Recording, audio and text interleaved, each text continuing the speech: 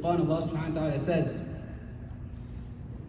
وَيَوْمَ يَعُضُّ الظَّالِمُ عَلَى يَدَيْهِ يقول يا ليتني اتخذت مع الرسول سبيلا يا ويلتى ليتني لم أتخذ فلانا خليلا لقد أضلني عن الذكر بعد إذ جاءني وكان الشيطان للإنسان خذولا. In these verses, Allah subhanahu wa ta'ala is describing the people who will be regretful in the next life. The people that will be regretful, they'll be biting their nails. And they'll say, I wish I'd followed the Messenger sallallahu alaihi wasallam. And they'll say that, woe to me. Meaning this is like an extreme expression of guilt. They'll say, woe to me, I wish I had not taken so and so as a friend. I wish I didn't take this person as a friend. It was he who truly made me stray away from the reminder, and Shaitan has betrayed humanity. I want to emphasize this verse. It's talking about the people. They'll say, woe to me, they'll be regretful, and they'll say, I wish I didn't choose this person as my friend. This person is what has ended up to me being so anxious in the next life. This person has led to my demise in the next life. This person has led to me being burned in the hellfire. But by that time, on the day of judgment, regret and asking for forgiveness, it's too late by then compared to the dunya. That's why in the dunya, it's our job right now to take care of our affairs. It's our job that we know we're going to be held accountable, it's our job to choose wisely who our friend group is. And the reality of it is that the friend group that you have right now, your friends that you have right now, you'll end up being with most of them in the next life. I want you to take a second. What does that mean? You'll end up being with most of your friends in the next life.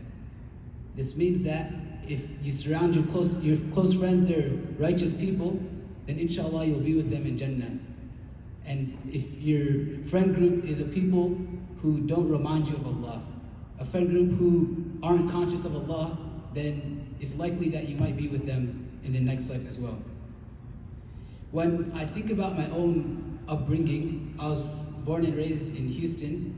I think of many times many of my regrettable actions, and a lot of times the people that I surrounded myself with. And you come to think of it, even I remember, even if you don't do the actions that your surrounding friend group is engaging in, it becomes normalized. And it gives you a sense of, I wish I was doing that with them. And honestly, growing up in the West, when you're younger, a lot of times you see these Western values, and then you think to yourself, I wish I was doing this, I wish I was doing that. But it's only when you grow up that you realize those Western values weren't all that. Those Western values of whether that's engaging with the opposite gender, meaning having haram relationships, whether that's drinking alcohol, whatever it may be, all your friends are doing it. You wish that you could do that. You're saying, oh, why is it that me as a Muslim, I can't do these things? It's only maybe when you grow up, or maybe you've already realized by now that stuff, it gives you a temporary sense of pleasure, but it doesn't give you true fulfillment. What gives you true fulfillment is that connection with Allah Azza wa Jal. And some people, they have that realization, but they're already stuck in those habits. They're already engaged so deep into those habits, they can't remove themselves from those addictions. And so I mentioned this because you have to, if we haven't come to that realization yet, that some of these Western ideals that will lead us astray and will harm us in this life and the next life, if we haven't realized that yet, then at the very least, let's make that realization now and going forward. And that will save us a lot of trouble in this life and the next life, inshallah. So it was probably in 11th grade, going back to a little bit of my story, that I sort of had a turning point in my life. And they say that change, it happens over time, which is true to a certain extent. But that turning point, it happens all of a sudden. It's a moment. And for me, there was a camp, and there was a talk about the hellfire. It was late at night, and it was with Sheikh Kamal al-Makki. And he gave a description of the hellfire. And being in some of the description of the hellfire is that, you know, when you're by a campfire or you're by a fire, you feel that warm breeze from it. Many times it feels nice to us. There will be people in the hellfire, they won't even be in it yet. They'll be outside the hellfire. They'll feel that warm breeze from the hellfire. And they'll say, I've never felt such torture in my life. I've never felt such pain. I've never felt such torment in my life. And these people aren't even in the hellfire yet. The least punishment of actually being in the hellfire, meaning they're in the hellfire, the easiest punishment is people, they will walk on hot coal, and the coal will be so hot that it'll cause their brain to boil. This is the reality of the next life. And so I heard this description of the hellfire, and then it lit a fire under me that I need to start changing my ways. But even after this moment, I was about 11th grade going into 12th grade, I was still surrounded by people who weren't the best company. And so the things that a regular Muslim should do, the basic obligations, I was doing it around them. It made me feel extraordinary. It made me feel like an outsider. It wasn't until college that I truly understood the value of what it means to have good company. Because in college, I surrounded myself with people who recite and read more Quran than me. I surrounded myself with people who went to the masjid more than me. I surrounded myself with people who excelled more academically than me, and this creates a sense of good competition. And it only drives you in the right direction. It doesn't give you a sense of complacency. And so the idea of you'll be with your friends in the next life, it's so true. And the same thing applies for this life. When you think about it, someone that likes basketball, someone that likes sports, what do? Someone likes to watch sports and play sports, they surround themselves with other people that like to play sports. Someone that let's say someone wants to do good on an exam, or someone wants to do good in a class. What do? They make study buddies in that class, and they study together. So whenever we have an interest, we align ourselves with other people with the same interest. How is it that you can make the exception for Islam, the way of life, the standard by which you live? How is it that you can make that exception? It's not possible. And you might tell yourself that, inside the home I'll pray my prayers and I'll do good and I'll hang out with this person, I won't let them influence me. That is shaitan's trick. If shaitan can't get to you directly, what is it that he does? He uses the people around you to get to you. And even sometimes shaitan, he's been doing this longer than we can imagine. He's misguided people far more righteous than us. And he might not even be able to get to you directly, or he might even use the truth to dislodge the truth. What does that mean? Perhaps there's someone that's struggling. Your friend is struggling. He might say, hey, go help that person in this environment. Go lend them a hand. And then in the process, you drag yourself down. Does that mean you see your friend struggling, you don't help them? No. But the idea is, there's an analogy for this. If you see someone is drowning, are you going to help them? Anyone? Are we going to help them? Do you see them drowning yet, right? You're going to help them. But if you see someone drowning and they're already gone, there's no way that you're going to be able to save them. 100% you're going to end up drowning with them. Then sometimes you have to make that hard decision. And so the idea is, you have to be careful with who you surround yourself with. And maybe there could be one or two outliers from your friend group, but generally your entire friend group, or at least most of them, you should have a sense of where they are within their Islam. You should have a sense of what they value, and they should be on the same wavelength as you. This will benefit you in this life and the next life.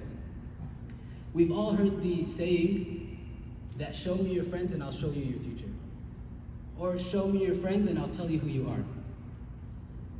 When you look at the life of the Prophet Muhammad sallallahu alaihi wasallam, he was someone that had not just, it's rude to say higher iman than us.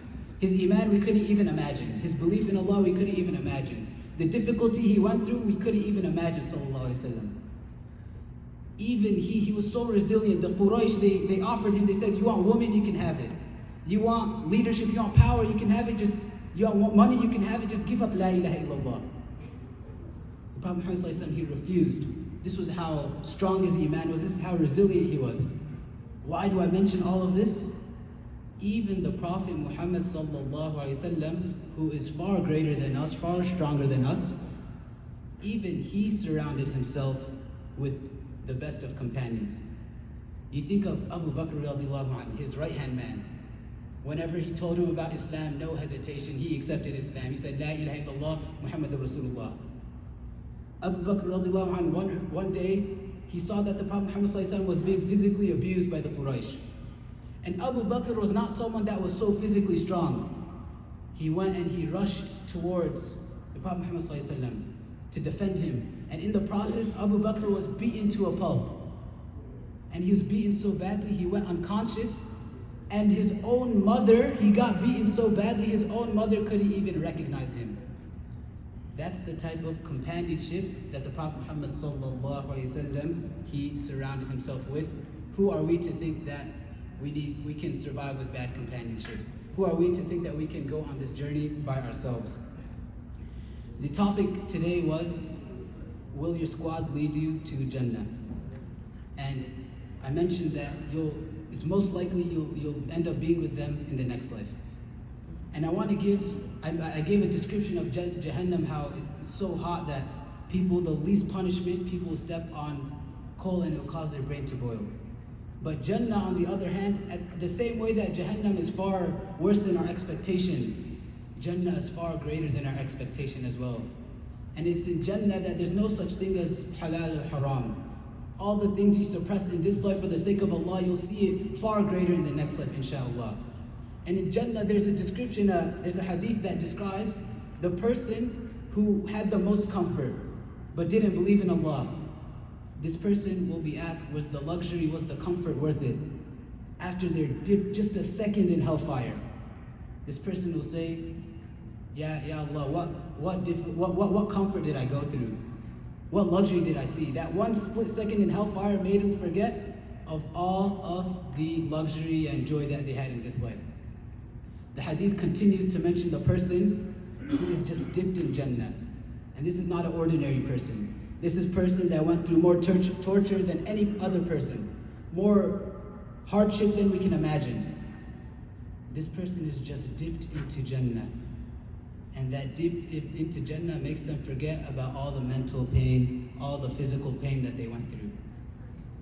And so this person will say, Ya Allah, what pain did I go through? This person will be asked, was the difficulty worth it? Was the pain worth it? This person will say, Ya Rabb, what difficulty did I go through? What hardship did I go through? And so this is how you put the next life into perspective. It's far greater than our imagination, and everything that we strive for in this life, it's for the sake of the afterlife, and you want to surround yourself with friends who have that same ideology. I conclude with this.